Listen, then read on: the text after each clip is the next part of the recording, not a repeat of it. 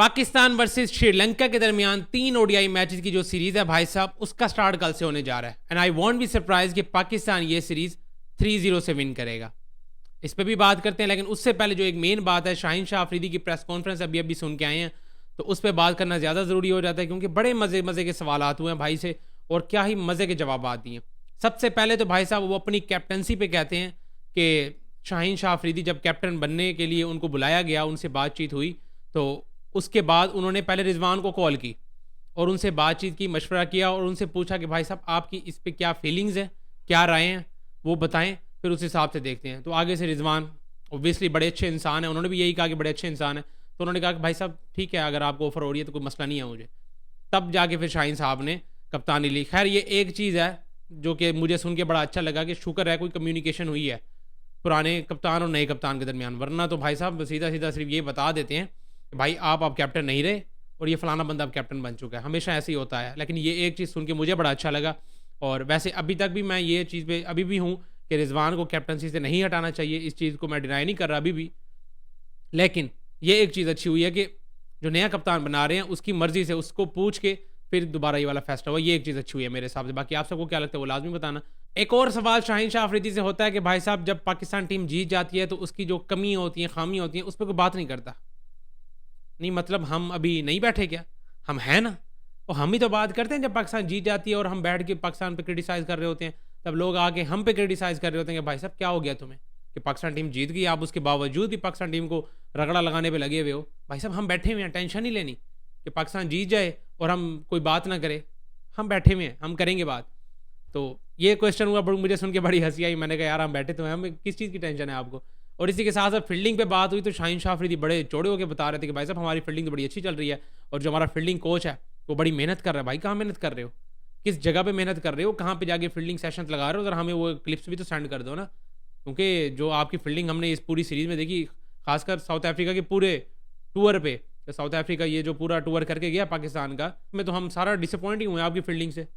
ये एक चीज़ मुझे बड़ी गलत लगी शाहीन शाह अफरीदी की प्रेस कॉन्फ्रेंस में, क्योंकि भाई साहब फील्डिंग ने आपका बड़ा डिसअपॉइंट किया हमें। तो इसकी इंप्रूवमेंट हमें चाहिए इस वाली सीरीज़ में पाकिस्तान वर्सेस श्रीलंका के दरमियान। लेकिन साउथ अफ्रीका के खिलाफ भाई साहब हमारी हालत बहुत ख़राब थी फील्डिंग में। और साथ ही साथ शाहीन शाह अफरीदी को फर्स्ट टाइम साउथ अफ्रीका को अपनी होम कंडीशंस में हराने का जो एक एजाज़ हासिल हुआ है, उस पर भी बड़ा खुशी का इज़हार कर रहा था मेरा दोस्त। जाहिर सी बात है पहली सीरीज़ है आपकी एज अ कैप्टन, और क्या आपने तगड़ा किस्म का रिकॉर्ड भी ब्रेक कर दिया, ये तो एक अचीवमेंट तो है। बेंच स्ट्रेंथ पे एक क्वेश्चन हुआ जिसका यकीन करो मैं बड़ा इंतजार कर रहा था कि इस टॉपिक पे इस रिलेटेड कोई बात तो करे, और मैं सुनना चाहूँगा हमारे इस नए कैप्टन के बारे में कि इसकी क्या राय है। तो आगे से कहते हैं कि भाई साहब हम चाहते हैं कि बेंच स्ट्रेंथ स्ट्रॉन्ग हो, ठीक है, ताकि हम कभी भी जब बड़े इवेंट में जाएं हमारा कोई प्लेयर इंजर्ड हो जाता है, सेम वही बात है जो मैंने पहले वीडियो में कर चुका हूँ कि हमारा अगर कोई अच्छा प्लेयर इंजर्ड हो जाए तो हम बेंच की तरफ नज़र डालते हैं, हमें कोई प्लेयर नज़र नहीं आता। तो भाई साहब अभी भी आप सेम ही चल रहे हो, अभी भी हम कोई अपने यंगस्टर्स को थोड़ी कोई चांसेस दे रहे हैं। हसन नवाज को हमने रिलीज़ करके डोमेस्टिक में भेज दिया, ठीक है, जो एक यंगस्टर खेल रहा था, बाकी तो तकरीबन सारे सीनियर्स ही खेल रहे हैं हमारे, तो यंगस्टर्स को तो हम वैसे ही चांस नहीं दे रहे। अब मज़ा तब आए जब ये सीरीज़ खेल रहे हों और इसमें हम अपने यंगस्टर्स को चांस दें, क्योंकि हमने साउथ अफ्रीका के खिलाफ अपने यंगस्टर्स को खासा चांस नहीं दिया। वही खेल रहे हैं लड़के जो पहले खेलते हुए आ रहे थे। वो एक वसीम जूनियर को हमने लटकाया हुआ उसको भी मर के एक मैच दिया और उसके बाद उसको भी वापस बेंच में बिठा दिया। बेंच स्ट्रेंथ भी तो स्ट्रॉन्ग करनी है ना, पता नहीं कौन सी आप बेंच स्ट्रेंथ स्ट्रॉन्ग कर रहे हो।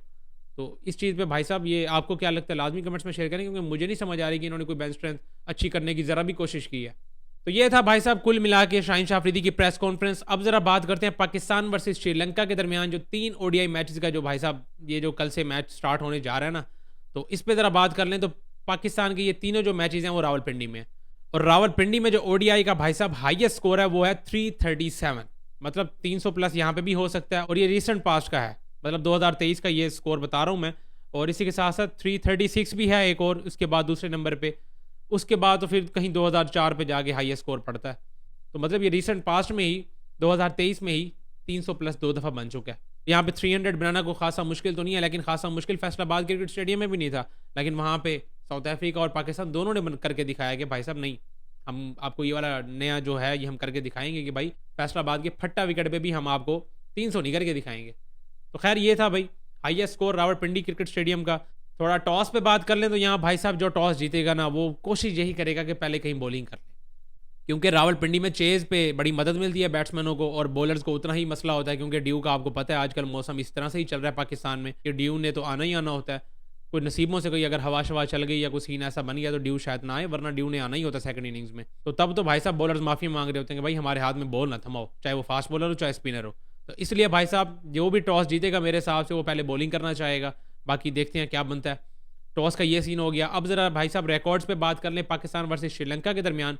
तो भाई साहब ये वाहिद टीम है जिसके खिलाफ हमारा रिकॉर्ड बहुत अच्छा है। हम कोई लास्ट इनसे 2015 में मैच आ रहे हैं और उसके बाद 2023 में आ रहे हैं। मैं आ रहा हूँ उसी पे आ रहा हूँ, मुझे पता है अभी आप सारे मुझे पड़ जाओगे कि भाई साहब 2023 में जो एशिया कप में हम जलील हुए थे वो मुझे अच्छी तरीके से याद है। वो भाई साहब हम भूल ही कैसे सकते हैं वो वाला मैच।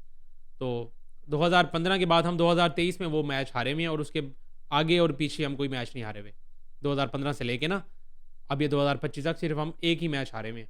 तो रिकॉर्ड हमारा इस टीम के खिलाफ बहुत अच्छा है वनडे फॉर्मेट में खास तौर पे देखा जाए तो मेरे हिसाब से मैंने पहले भी आपको ये बात की वीडियो के स्टार्ट में कि 3-0 अगर कर दे तो आई वोंट बी सरप्राइज, क्योंकि मुझे नहीं लग रहा कि भाई यहाँ इस टीम के खिलाफ भी हम अगर 3-0 नहीं करते अपनी कंडीशन में, फिर भाई साहब कब करेंगे। या अगर हम 3-0 नहीं करते तो एटलीस्ट हम अपने 2-3 लड़के तो कम अज़ कम ऐसे ट्राई कर लें कि जिनको हम इस सीरीज़ के बाद कह सकेंगे नहीं यार चलो फलाने का डेब्यू करा लिया, चलो जी इसका फ़ायदा हो गया, ये हमें एक लड़का मिल गया है, मतलब इस तरह की हम बातें कर रहे हो सीरीज़ के बाद। तो अब ज़रा स्क्वाड पे नज़र डाल लें तो प्लेइंग 11 क्या होगी, क्योंकि स्क्वाड तो बिल्कुल ही सेम है। जो साउथ अफ्रीका के खिलाफ स्क्वाड खेला ना वो एग्जैक्ट स्क्वाड जो है वो ये श्रीलंका के खिलाफ भी है, और जो ट्राई नेशन सीरीज़ होनी है इसके बाद उसमें भी T20 वाला वही सेम स्क्वाड दोबारा अनाउंस हो गया। सिर्फ और सिर्फ हसन नवाज़ को हमने डोमेस्टिक में भेज दिया कि भाई साहब आप जाओ मजीद जाके अपनी तरह तैयारी शैरी पकड़ो, वो सीज़न चल रहा है, डोमेस्टिक खेलें वो लड़के और मजीद अच्छे हों। जाहिर सी बात है यहाँ बेंच पे बैठने से तो अच्छा ही है, चलो ये एक अच्छा फैसला ही किया कि अगर आपने उसको नहीं खिलाना तो चलो उसको भाई भेजो ज़रा डोमेस्टिक में। ऐसे और भी लड़के जो हैं जो फ्री बैठे हुए हैं सिर्फ एक दो को पानी के लिए रखो, बाकी सबको भगा दो, सबको भेजो भाई साहब कि जाओ डोमेस्टिक खेलो। ये अपनी होम कंडीशंस में अपने घर पे खेलने का एक तो फ़ायदा लो ना, खासकर तब जब आपकी फर्स्ट क्लास सीजन भी चल रहा हो। तो हसन नवाज़ को अगर नहीं खिलाना था तो उन्होंने डोमेस्टिक में भेज दिया, ये एक अच्छा फैसला हो गया। अब जरा बात करते हैं प्लेइंग 11 पे कि प्लेइंग 11 क्या हो सकती है श्रीलंका के खिलाफ। भाई साहब प्लेइंग 11 में तो मुझे वही सेम ही नज़र आ रही हैं चीज़ें। बाबर आजम, फ़खर जमान, सैम अयूब, ये तीन तो भाई साहब ओपनिंग स्लॉट पे आपके पड़े हुए हैं ना लड़के, इनको तो आप चेंज कोई कर नहीं सकता, क्योंकि बाकी जो स्क्वाड में मैं नज़र डालूँ तो हमारे पास कोई और ओपनर है ही नहीं, तो ये तीन तो चेंज होने वाले नहीं है। ठीक है, तो सैम अयूब, फ़खर जमान, बाबर आजम, ये तीन आपके नंबर हो गए। उसके बाद मोहम्मद रिजवान, उसके बाद सलमान अली आगा, नंबर तो ये भी छेड़ने वाले नहीं है। ठीक है, और उसके बाद आ रहते हैं हमारे हुसैन तलत या राणा फ़हीम अशरफ, जिसको भी खिलाएंगे वही आ जाएगा। तो ये इस तरह का सीन हो जाना है। तो देखा जाए तो हमारा बैटिंग ऑर्डर वही सेम ही जाएगा। ठीक है, कोई ले दे के अगर कोई थोड़ा सा अगर चेंज ये करते भी हैं तो बॉलिंग ऑप्शंस में जाके चेंज कर सकते हैं। हाँ, बैटिंग ऑप्शन में ना ये हसीबुल्ला को कहीं चांस दे दें। ठीक है, कीपर ठीक है आपका मोहम्मद रिजवान है, तो खैर है यार, अगर इसको आपने खिला ही दिया तो यंगस्टर्स को ऐसे ही बनाते हैं ना। अब मोहम्मद रिजवान फ़र्ज़ करो अल्लाह ना करे किसी बड़े इवेंट में जाके इंजर्ड हो जाए या कोई मसला हो जाए, क्योंकि कीपर है भाई साहब, वो फुल टाइम फटीक मिलती है उसको, वो बंदा इंजर्ड हो सकता है यार, कोई बड़ी बात नहीं है। स्पोर्ट्स मैन हो आप, आपको ये चीज़ें जहन में रखनी चाहिए। तो हसीबुल्ला को हम कितने चांसेस दे रहे हैं, हमारा जो सेकंड विकेट कीपर ऑप्शन है तो उसको हमने साउथ अफ्रीका के खिलाफ कोई चांस नहीं दिए, तो मेरे हिसाब से उसको एज अ बैटर ही दे दो यार। अब आपने हसन नवाज़ को वैसे ही भेज दिया तो आप एज अ बैटर इसको खिला लो। ठीक है, वो जो आपने आधा तितर आधा बटेर आपने लगाई हुई है सारे कि भाई आपने भर भर के ऑलराउंडर्स रखने हैं, वो एक ऑलराउंडर कम करके ज़रा इसको प्रॉपर आप बैटर खिला लो, चलो उसका भी कोई फ़ायदा हो जाए। जो वनडे फॉर्मेट है चांस तो मिल ही सकता है यहाँ पे। ठीक है, तो हसीबुल्ला का मेरे हिसाब से यार खैर है बनता है। वसीम जूनियर पे मैं दोबारा बात करूँगा भाई साहब, जो हमारी साउथ अफ्रीका वाली सीरीज़ थी उसमें जो लास्ट मैच वो नहीं खेला ना, टोटली ज़्यादती हुई है उस बंदे के साथ, वसीम जूनियर के साथ। और मैं ये चाहूँगा लाजमी कि उसको भाई साहब ये वाली सीरीज़ अब आप खिलाओ, वरना भाई साहब ये ज़्यादती हो जानी है। ये गलत बात है, आप एक लड़का वो जो आपको अच्छी बॉलिंग करके दे रहा है उसके बावजूद आप उसको नहीं खिला रहे, ये ज़्यादती हो जाएगी। शाहीन शाह अफरीदी, नसीम शाह, वसीम जूनियर और हारिस रऊफ ये आपके सामने ही है। शाहीन और हारिस रऊफ के साथ जाएंगे अगर तो जैसे ये लास्ट मैच में गए तो भी वसीम जूनियर के चांस नहीं बन रहे। मेरे हिसाब से शाहीन और वसीम जूनियर को खिलाते हैं तब भी इनको मसला पड़ता है, क्योंकि वसीम जूनियर के नाम के आगे तो इन्होंने एक छोटा सा करके लिख भी दिया होगा कहीं ना कहीं, अपन जहाँ ये बैठ कर डिस्कशन करते हैं ना वहाँ कहीं ना कहीं लिख भी दिया होगा कि भाई साहब ये तो है रिवर्स स्विंग का बॉलर, ये तो है ओल्ड बॉल का बॉलर, तो इसको तो हम नया बॉल शेयर करा नहीं सकते। वैसे भी हमारी आपके सामने था जो लास्ट हम साउथ अफ्रीका के खिलाफ मैच खेले थे, हमारा सेकंड न्यू बॉल करने वाला जो बॉलर होता है वो है ही नहीं था उस वाले मैच में। हम सैम अयूब से सेकंड न्यू बॉल करवा रहे हैं। इब्रार अहमद जो कि टेस्ट मैच में नया बॉल शेयर कर चुका हुआ है उसको भी हमने नया बॉल नहीं दिया। तो फिर भाई साहब वही आप तजर्बा ही करना तो किसी को भी दे के करा सकते हो। ठीक है, हारिस रऊफ से हमने सिर्फ और सिर्फ 3 ओवर्स करवाए, खैर वो तो मैच ही बिल्कुल ही वन साइडेड हो गया था, इतने ज़्यादा ओवर्स करवाने की ज़रूरत ही नहीं पड़ी। हारिस रऊफ वैसे ही माने जाते हैं पुराने बॉल के बॉलर, तो उसको इस वजह से सिर्फ और सिर्फ 3 ओवर्स दिए थे। देखते हैं भाई साहब किस हिसाब की विकेट है, कितने पेसर्स खिलाते हैं, लेकिन जितने भी खिलाओ यार बॉलर्स एटलीस्ट ना आप अपने 4 पूरे करो, 4 तो एटलीस्ट करो ना यार। वनडे फॉर्मेट है भाई साहब, 40 ओवर तो आपके प्रोफेशनल्स डाले ना, क्योंकि हमारा इब्रार भी, उसका भी कोई पता नहीं होता। वो किसी दिन तो ऐसे जादूगर बना हुआ था और किसी दिन ऐसे ही उसको मार पड़ रही होती जैसे उसको बॉल ही नहीं कराना आता।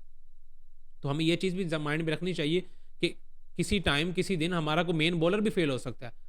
तो हम बिल्कुल ही ऐसे चले जाते हैं, 3 बॉलर्स लेके जाते हैं, ठीक है, और उसके बाद 2-3 ऑलराउंडर्स हमारे पास पड़े हैं, फिर लगे हाथ कोई एक अदब हमारा मेन बॉलर कुटाई खा ले, फिर हमारे छुट्टी हुई हुई होती है। तो ये माइंडसेट मैंने देखना है कि भाई साहब इस सीरीज़ में क्या ये चेंज करते हैं या अभी भी वही चल रहा है, क्योंकि वनडे फॉर्मेट में यार आपको एटलीस्ट 4 बॉलर्स मेन के साथ तो जाना चाहिए ना। बाकी ये था भाई मेरे हिसाब से प्लेइंग 11, मैंने फिर वही बात की, तकरीबन मुझे वही सेम ही लग रही है जो लास्ट मैच में खेली।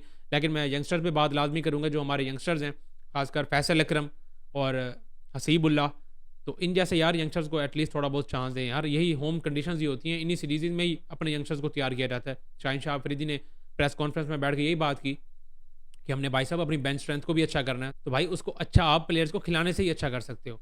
ये नहीं कि वो बेंच स्ट्रेंथ, वो बेंच पे बैठ बैठ के बेंच की स्ट्रेंथ बढ़ाएंगे, ऐसा तो नहीं होता ना भाई फिर। खैर ये था भाई मेरे हिसाब से प्लेइंग 11 भी, और क्या सूरत हाल है पूरी की पूरी सीरीज़ में। मेरे हिसाब से भाई साहब श्रीलंका को सीधा सीधा हमने ना 3-0 करना है, और इसमें आफ्टर सीरीज़ हमारे 2-3 यंगस्टर भी ऐसे लगेंगे भाई 2-3 का हमने ना डेब्यू करवा दिया, और प्रॉपर चांसेस दें, ये नहीं कि आखिरी आखिरी मैच दे दें। बाकी आप सबको क्या लगता है इन सारे मामलात में जो शाहीन शाह अफरीदी ने प्रेस कॉन्फ्रेंस में कहा, और जो हमारी ये वाली सीरीज़ है, तीनों ही मैचेस पिंडी में है और देखने का बड़ा मज़ा आने वाला है। मैं तो ये चाहूँगा कि भाई साहब अब 300 प्लस आएँ, और हमारे जितने भी बैट्समैन हैं ख़ास तौर पे वो ज़रा यहाँ पे तगड़े रन्स करें और अपना कॉन्फिडेंस गेन करें। खासकर बाबर आजम पे बड़ी बातें हो रही हैं यार, ठीक है, उसकी तरफ से कुछ सेंचुरी आए, रिजवान की तरफ से सेंचुरी आए, ठीक है। वैसे तो रिजवान भाई साहब ओडीआई में उसका बड़ा तगड़ा रिकॉर्ड है, वो तो 2000 मेरे ख्याल 23 से बड़ा ठीक ठाक चल रहा है वो। सलमान अली आगा भी बड़ा अच्छा चल रहा है, और अब्दुल्ला शफीक को मैं मिस कर रहा हूँ यार, वो बंदा है, उसने मुझे बड़ा डिसअपॉइंट किया। यकीन करो जिस हिसाब का वो प्लेयर था ना, वो अगर कहीं साउथ अफ्रीका के टेस्ट सीरीज में अच्छा कर लेता, वो यार उसने अब आपके सामने ही है, 4 इनिंग्स में वो 150 कर रहा है, वो भी 5 चांसेस के साथ।